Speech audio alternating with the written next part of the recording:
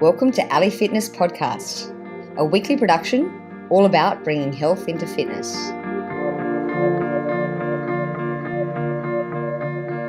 Christopher LaMorte, or Chris as I call him, is my real life hero, and I am so fortunate and grateful because recently I started training with him once a week.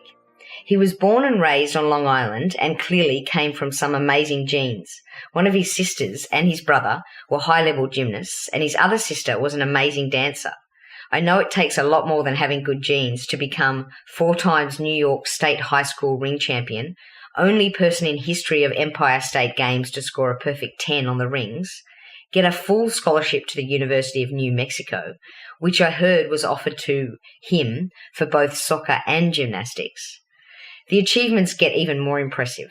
I'm talking 2 times NCAA Division I ring champion and the only person in the history of NCAA to win rings as a freshman, finalist at 1996 World Championships, and the only American to final, placing 5th on the rings. In 1998, he was a Goodwill Games gold medalist on rings and was the only American male to win a gold medal on rings at the international competition, to then become ranked number 1 in the world that year. He was ranked number 1 in the United States on rings, I believe, from 92 to 99. Is that right, Chris? That is correct, yes. Welcome to the show. Wow, you just blew up my ego. It's been a while. Yeah, that was wonderful. Thank you. That's actually the longest introduction I've ever had to do with all those medals. But look, thanks again for coming on. And I guess I want to ask you, how did you get into gymnastics and what were you thinking? Because don't you know that soccer pays so much better? Yeah, that might have been, I was young, so maybe I wasn't thinking about the money at that time. But I got into gymnastics when I was a child. I was always very sick, bad. My immune system didn't work well. And anyway, from what I was told by my mother, I was getting over pneumonia at about 7. And I had no energy. I was just laying around the house, lethargic. And a gymnastics center opened by our house. For no other reason, just to get me doing something, my parents signed me up. They knew nothing about gymnastics. Both of my parents weren't really athletic. My mother was a cheerleader.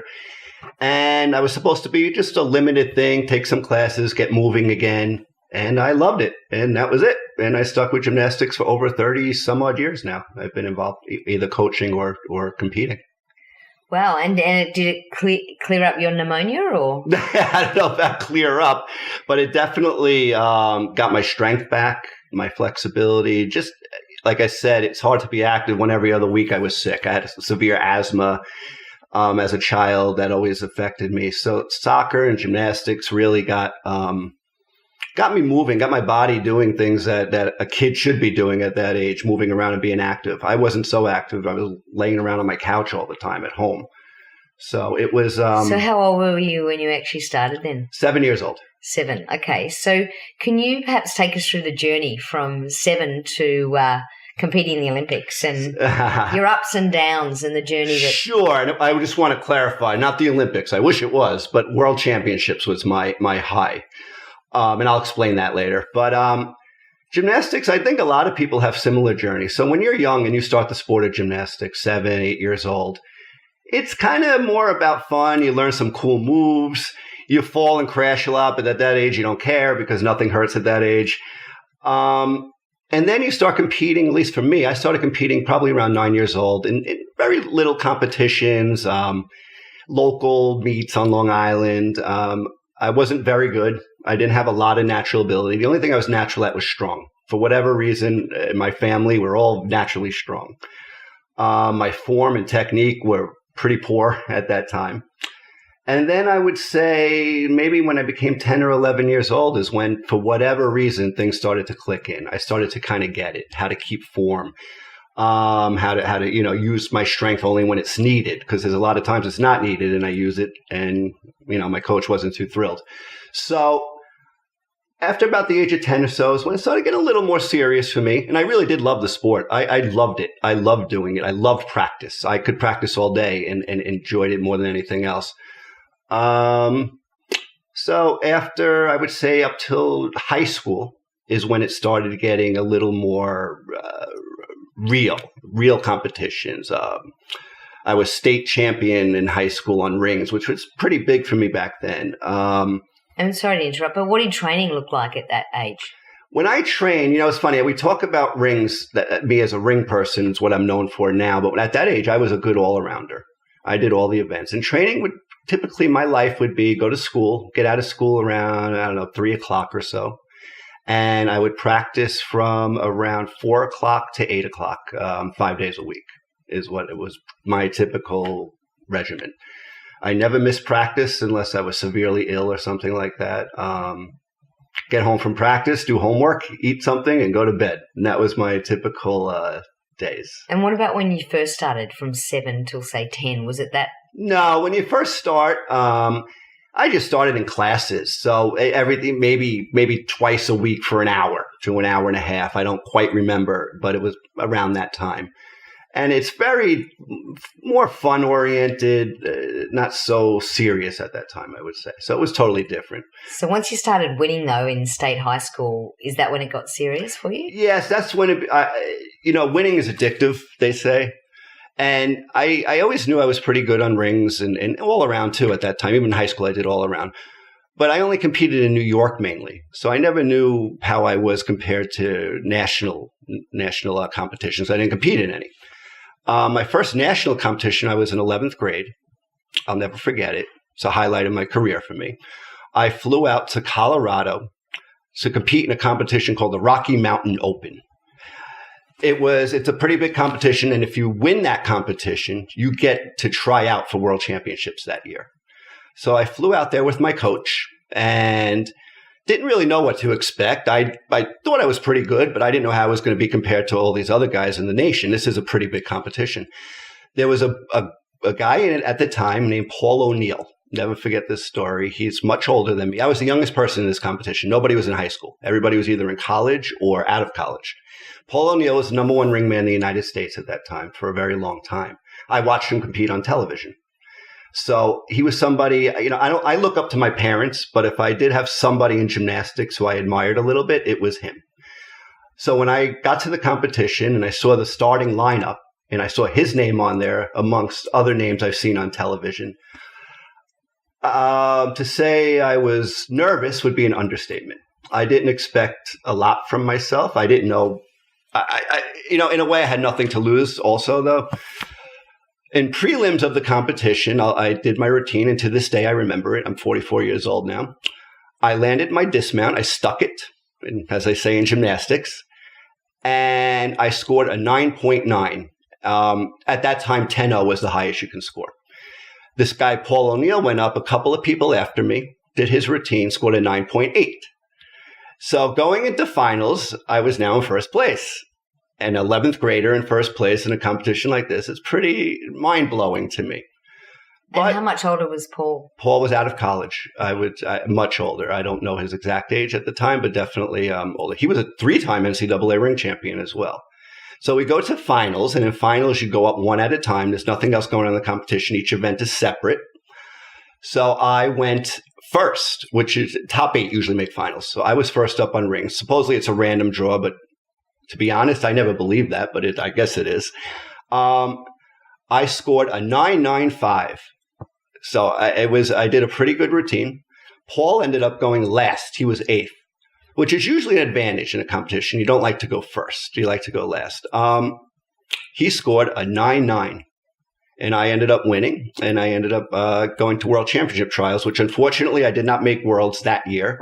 I had a bit of an injury going into trials and didn't do probably the best I could have done.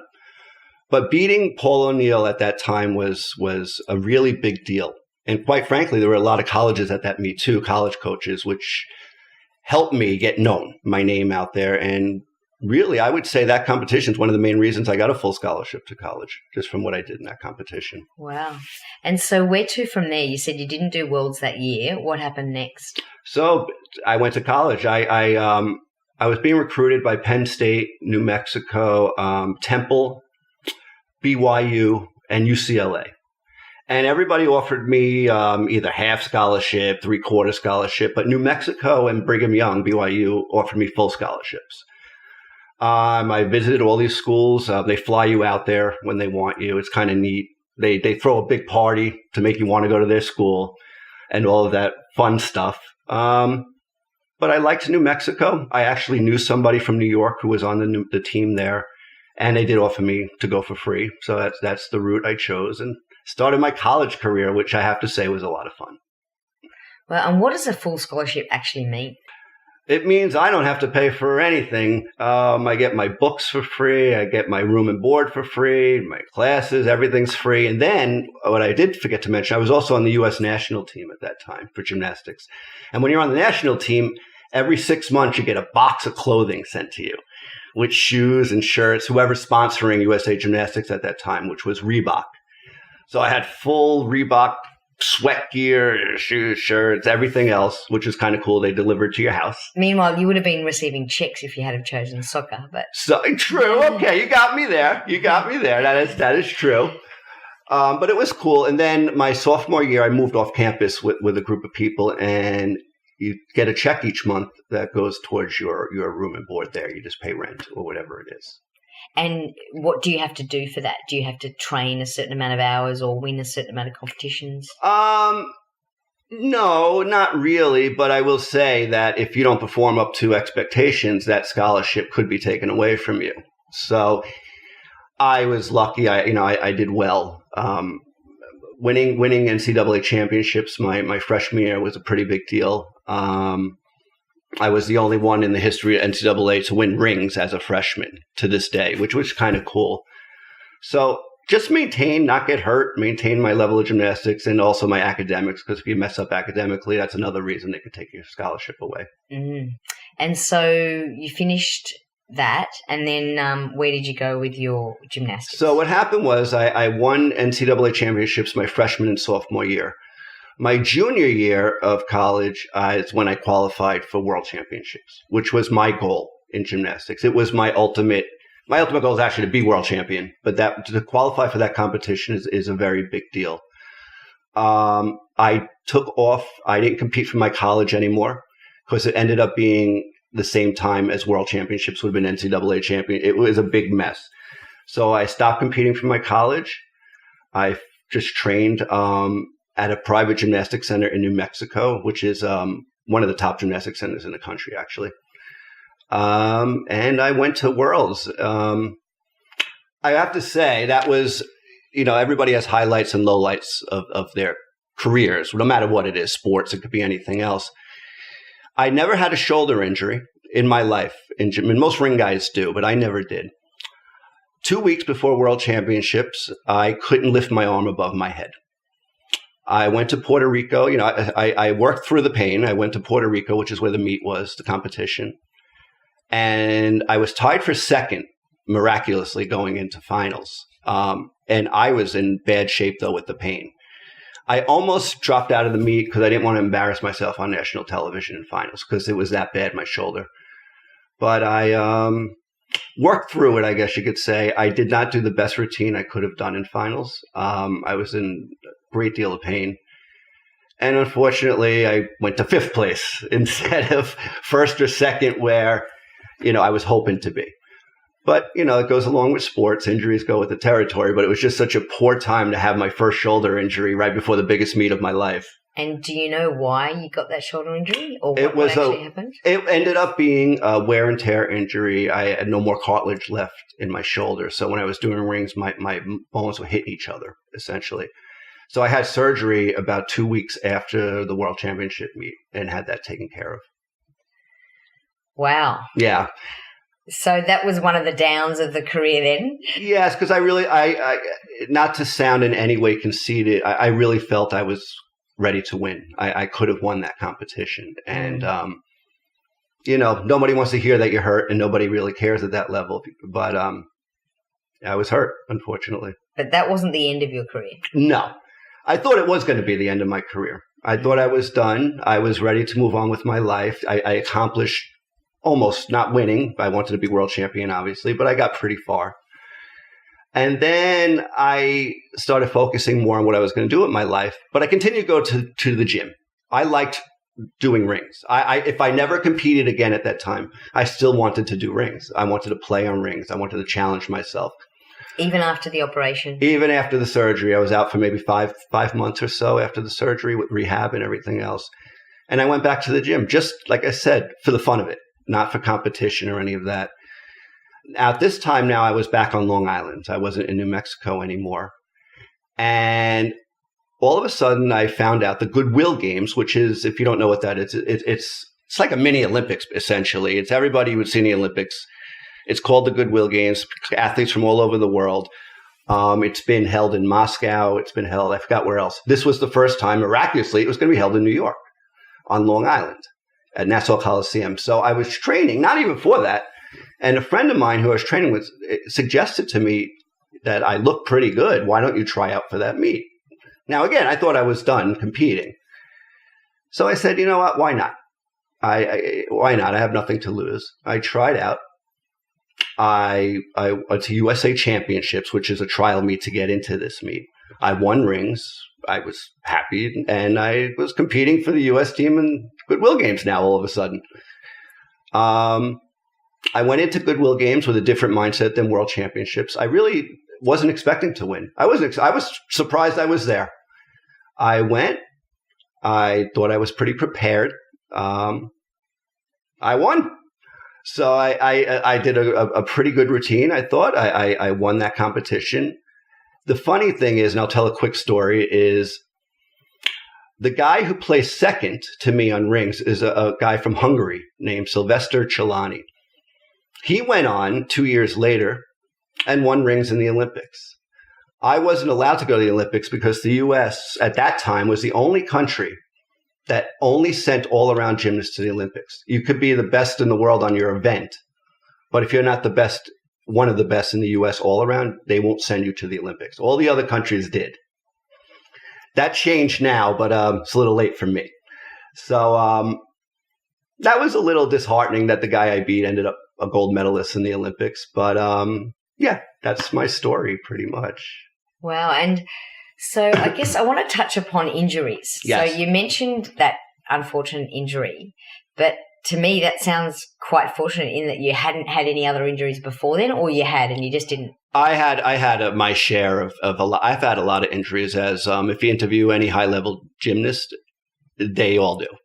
I had 3 surgeries on my left wrist. I ended up altogether 2 surgeries on my left shoulder, 1 surgery on my right ankle. I've had about 3 or 4 concussions. I've had my share of things. I would say the biggest injury that affected my career, other than the shoulder because of rings, was my wrists. After the 3rd surgery, I couldn't do all-around gymnastics anymore. There were certain events, like pommel horse, for instance, I just couldn't do it. It hurt too much. So I used to hate being called a ring man. I always considered myself an all-around gymnast. I despised when I had to stop being an all-around gymnast. But yeah, so my wrist is what really limited a lot of things, but not rings. It actually almost helped a little bit on rings.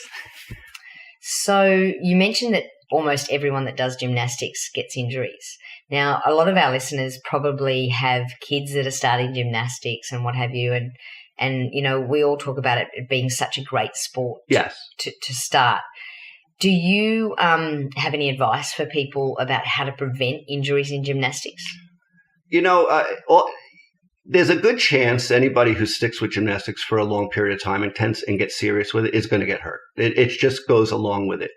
What I could say is, I'm sitting here with a fractured foot from you are. I know. I see that too. But in saying that, that was the mat position perhaps was in the wrong spot, and always get a spotter. But yeah, is it what are things that people, especially even adults coming into gymnastics strength training, what are things that people can do to prevent risks? Essentially, you're always going to take a risk, but I will say this. Coaching in the sport of gymnastics has come a long way.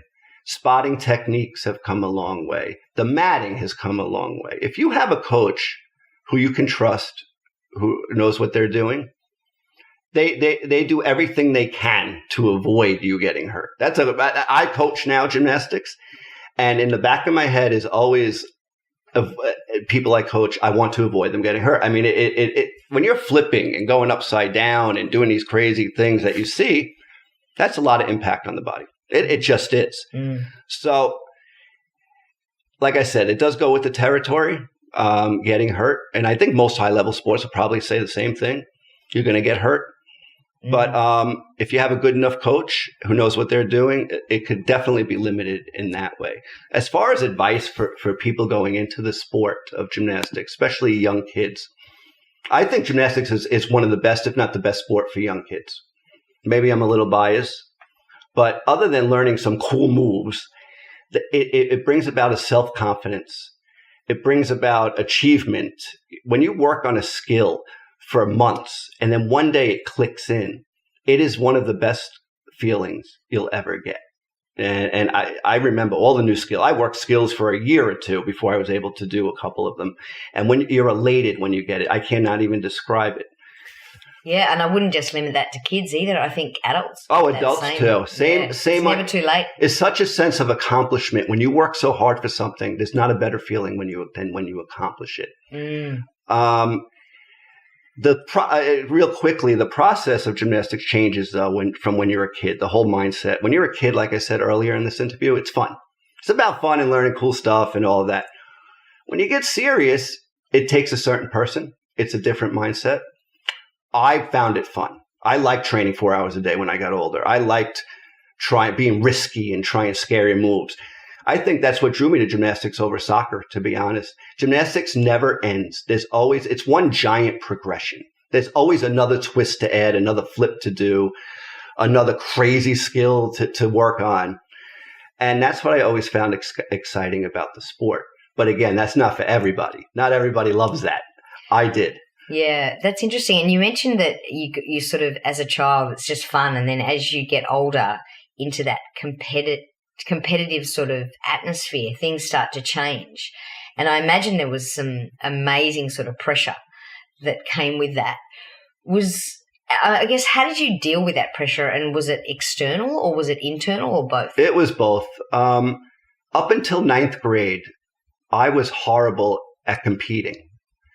I was great in practice. I worked hard. I could do a routine from my coach in practice, and it's wonderful. When I went to a competition, I was literally shaking. My hands were shaking. I couldn't hold my hands out. My whole body was stiff. And I would say almost every competition up to 9th grade, I messed up. I did poorly. Not even like it. It was bad. And then one day, I'll never forget, I looked at myself in a mirror one day, and I said, I work too hard to continuously go to competitions, and I felt embarrassed by my performance all of the time. I convinced myself the people watching have no effect on my performance. It's fluff. The judges even, if I try my best in practice, if every single routine I do for my coach in practice is 100% the best I could do, then I shouldn't expect more from myself in a competition. I should just do what I did in practice. So the judges are fluff. Everything around me is fluff. A ring stand is a ring stand. A high bar is a high bar. Whether you're competing in world championships or the Olympics, whether you're practicing in your local gym with nobody there watching, nothing is different. So it's all in your head. And if you can convince yourself of that everything around you, that's all fluff, ignore it. It has nothing to do with what you're doing. It worked for me. And I was able to convince myself of that. I was able to produce the nervousness I felt in competitions in practice. I figured out how to make myself just as nervous for every routine I did in practice as I did in competition. I'd get the butterflies in my stomach in practice. And when you practice that way, you learn how to deal with it, essentially. You're practicing how to deal with that. So when I would go in a competition, it was no different. Nothing was different. So after 9th grade or so, and I was able to understand how to do this, I was pretty good at competing. I went from horrible, probably one of the worst at able to compete and handle pressure, to probably one of the best, I would say, at handling pressure. And you can put it down to that one day where you looked yourself in the mirror? Yes. I can remember there's times in certain periods of my career that had a big impact on me. And I remember to this day. And that was definitely one of them, figuring out how to deal with pressure and stress. That's remarkable. And how do you feel that this gymnastics training's, I guess, come into your own life in other ways, or has it helped you or hindered you? I would say it's helped more than hindered, but yes, there's some there's a little bit of that may have hindered me a bit too. When my career after Goodwill Games and I was done with gymnastics, and you're kind of out of the bubble because you're in a bit of a bubble when you're a serious athlete. It's very tunnel vision, like it's, you know, you have a goal, a set goal, and you're not going to let anything stop you. You're training around people with the same mindset of you all the time. When it's over, one day it's over. There's no $1 million contract at the end of a gymnastic career to sign. It's a pat on the back and it's a thank you, Chris. And then all of a sudden you need to find a life. You have to get actually a job and life gets real all of a sudden. So that was one of the hard things, I would say, hindrance with gymnastics is you're so into it that when it's over, you don't look at when it's going to be over. But when it is over, it's very, very eye-opening, I would say. You're a bit lost for a while in a sport like that. So that was hard. But one good thing that I did realize when it was all over, and I reflect back on my gymnastic career, is I feel gymnastics in a way, in a big way, parallels life in general. And what I mean by that is, in a nutshell, gymnastics is you learn a skill or you try a hard skill and you fail. You fail so much. You fail again. You fail. You keep trying and you fail. You try and you fail. You try and fail. You never give up. You never give up. You keep trying. And then one day, it works and you succeed. And you don't even know why you succeeded. You don't understand why it worked this one day. And then after that, you don't know why it took so long to get there because it seems easy. Life is similar. You know, I find the journey of life, there's bumps along the way.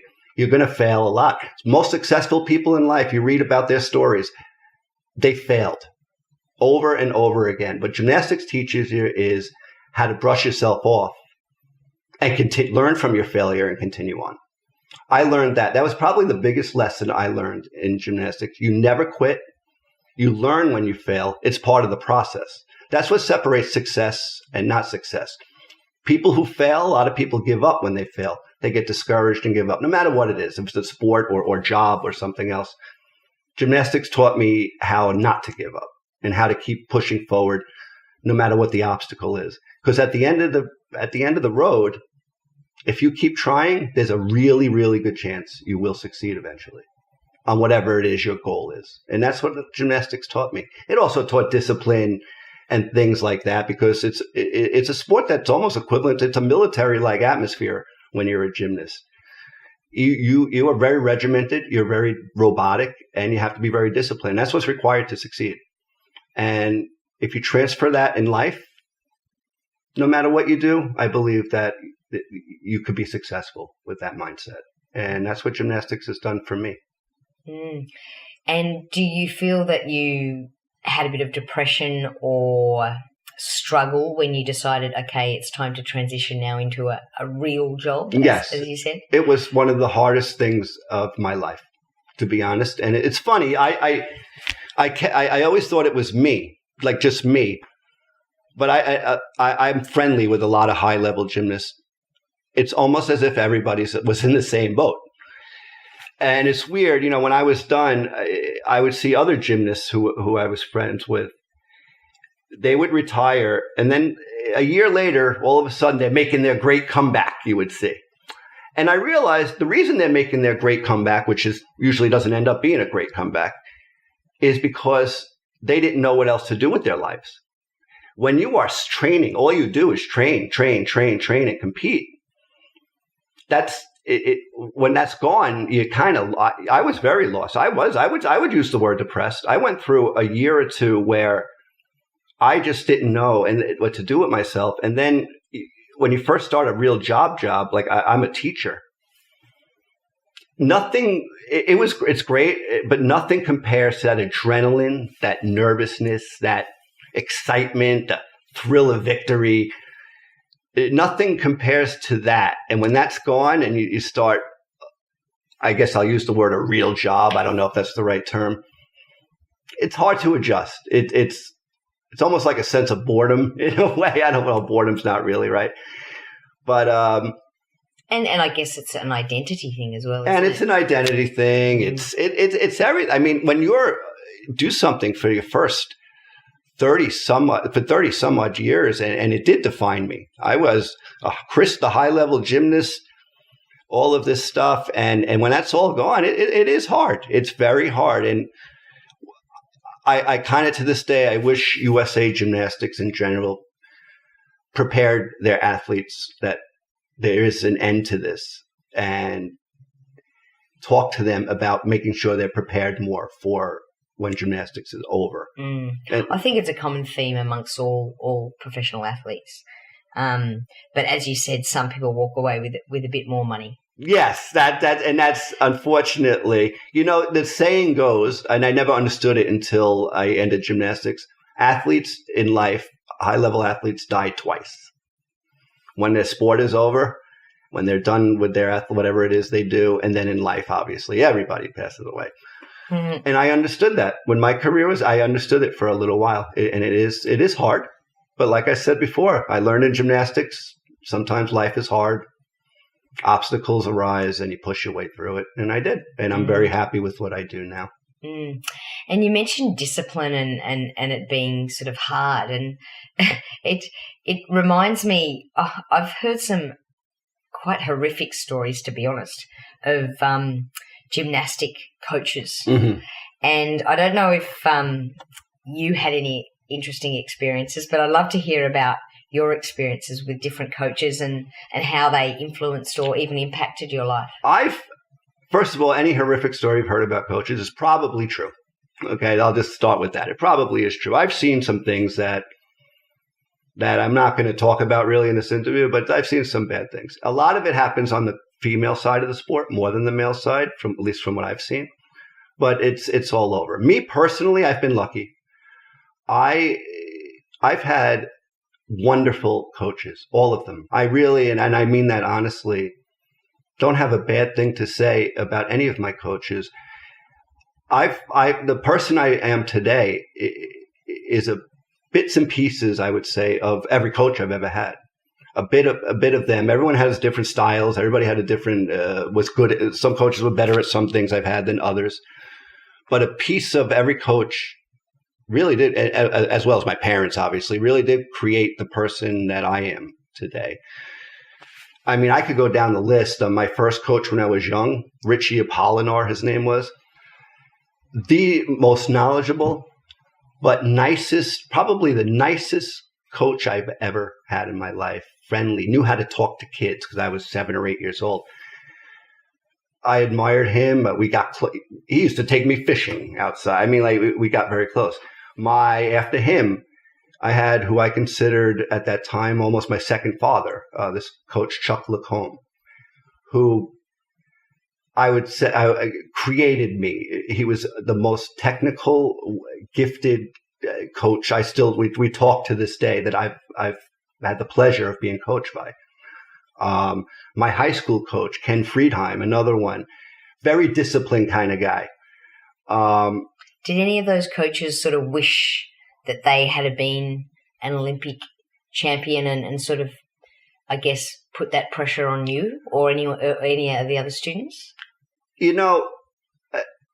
I wish they were Olympic champions. I think a lot of people who coach in sports are people who didn't achieve the highest level.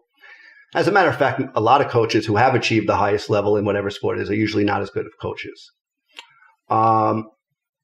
I don't feel with the people who coached me, I never felt like they were pushing me to attempt to live a life that they didn't get for themselves. I understand the question, and I've seen that happen to other people and other coaches. If they did, I didn't feel it. It wasn't, I don't know. I had a great relationship to this day with all the coaches I've been around and been lucky enough to be coached by. Interesting. You just said too that just because you were an Olympic champion doesn't mean you're a good coach. And I think that's very true. And I'd love to hear how you transitioned. Now, I know your full-time job is actually a school teacher, yeah, and you do train kids in physical education. But how did you, I know you also coach, and you now also judge as well. Yes. So I'd love to know how you sort of went from being, I guess, an athlete to a coach to a judge, and how that transition went for you. The transition, from athlete to coach, it was actually very easy for me. I guess when you're around so many coaches your whole life, when you're being coached and being taught and everything, you're around that your whole life. It's teaching and coaching for me is very natural. I'm not going to sit here and say I'm the greatest gymnastic coach in the world. I don't mean it like that. But I think you are. Oh, thank you, Allie. I appreciate that. But it wasn't a hard transition for me to coach. I will say this: what I do have a hard time with is I could probably I coach a lot of younger kids now. I'm not a yeller. I'm not like I expect discipline from the kids I coach, but I'm not maybe as tough on them as maybe I should be, as other coaches are. But besides something little like that, it was such an easy transition for me because it's all I know, how to teach and coach. Because that's what people have been doing for me my whole life. It rubbed off into me. It's almost second nature for me to teach. And what about judging? I know that's a fairly new career for you. What's it like to be a gymnastics judge? Do you get abused? I haven't. You did hit it on the head. You said it's new for me, and it is. I've only been judging for a couple of months now. Do you get abused? Yes, I know you do. I haven't yet. I think I have my little grace period because I know a lot of the coaches from my gymnastic career. So now I'm judging their kids.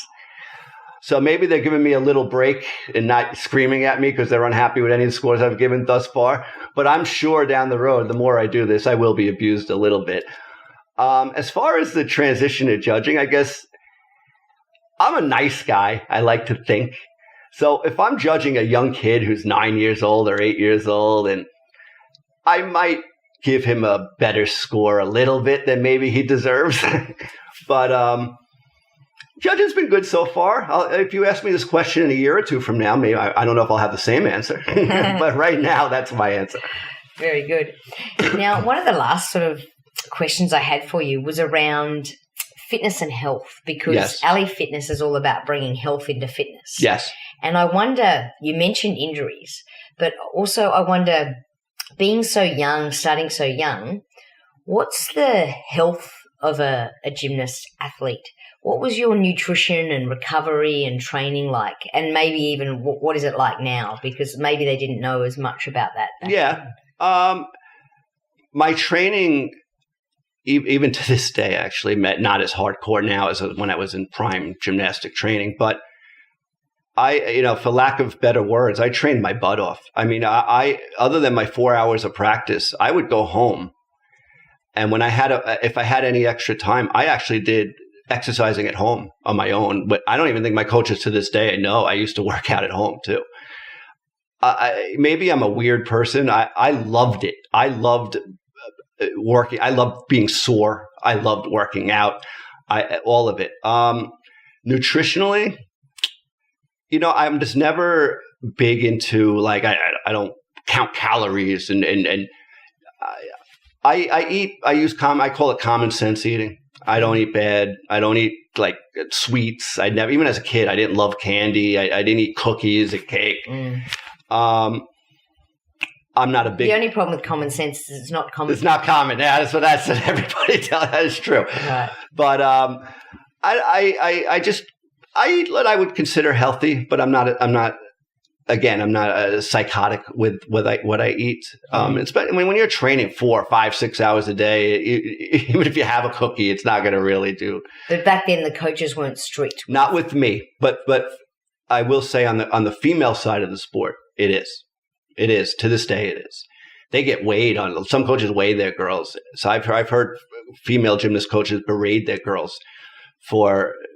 I don't want to use the word being heavy because none of them are, but for gaining even a little bit of weight. I don't agree with that on the girls' side of the sport, but on the boys' side, I haven't really had to deal with that. I haven't had coaches like that, and I haven't even seen other boys really have too much issues with that. Nutritional and eating habits, eating disorders. A lot of that stuff is more on the female side. I'm sure it exists on the male side as well, but it's not as common. It's very prevalent on the girls' side, isn't it? I mean, I guess if you're being told you have to weigh a certain amount, then they're, in a sense, perhaps encourage them not to eat? Of course. It's absolutely true. I mean, I hate to say, I'm not putting the girls' side down in any way. And is that even common now?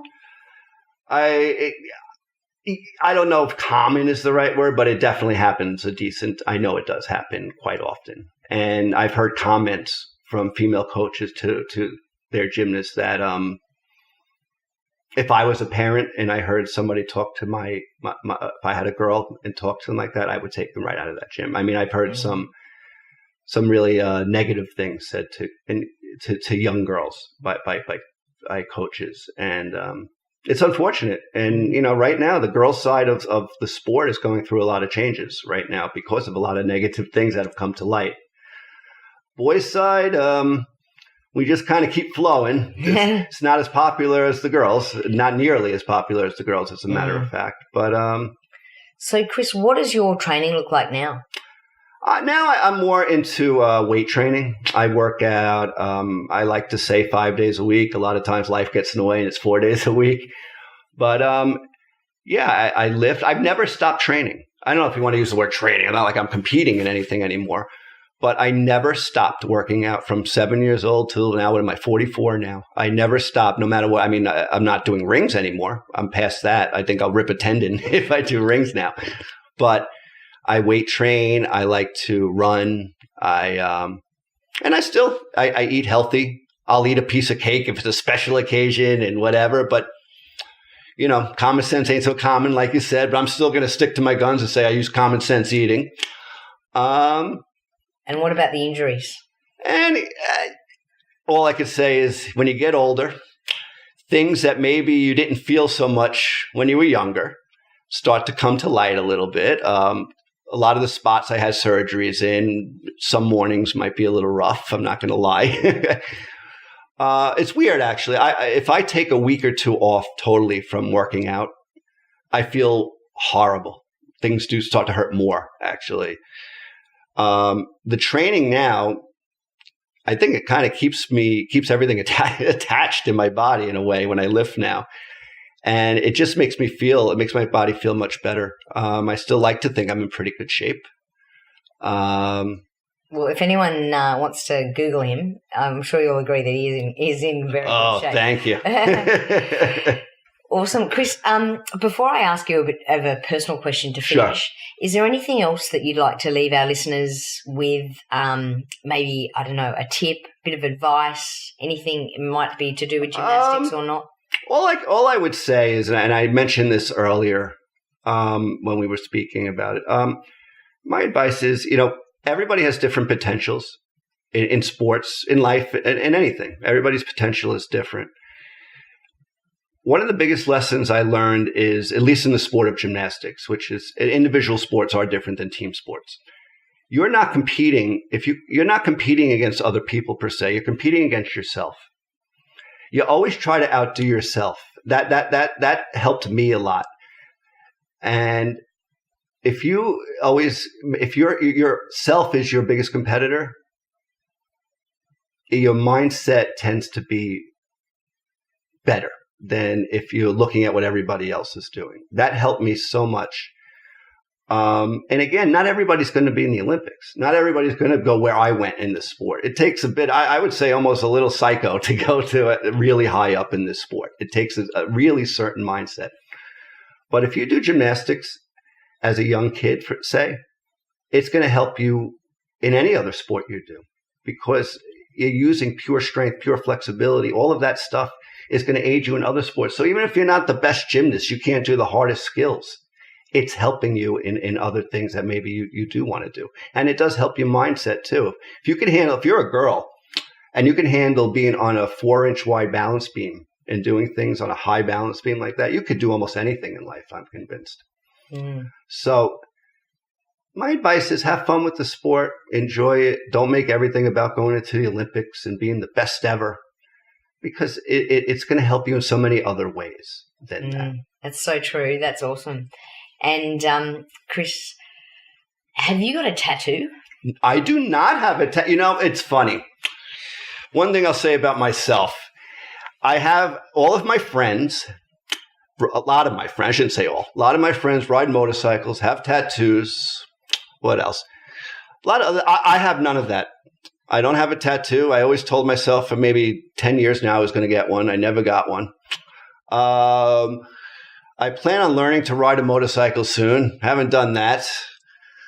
So you're basically a couple of years behind. I might be a little behind the curve. I'll come back to you in a couple of years. Yes, absolutely. I would love that.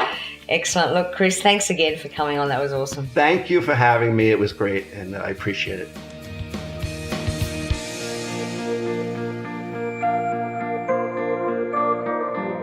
For all the resources and show notes from today's episode, please go to www.ali.fitness. If you liked today's episode, please show your appreciation by going to iTunes, give us a 5-star review and subscribe.